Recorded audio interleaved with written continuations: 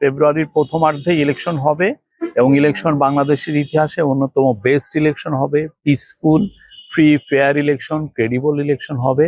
এবং আমি তো বলতে পারি বাংলাদেশের আপামর জনসাধারণ তারা একদম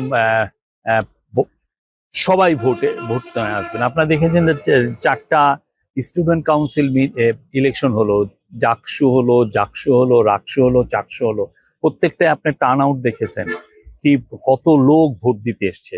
ঠিক সেরকমই আপনি জাতির যে এই যখন ন্যাশনাল ইলেকশন হবে দেখবেন যে সবাই ভোট দিতে আসবেন। কেন আসবেন? কারণ তারা অত 15-16 হাসিনার সময় তো ভোট দিতে পারেন নাই।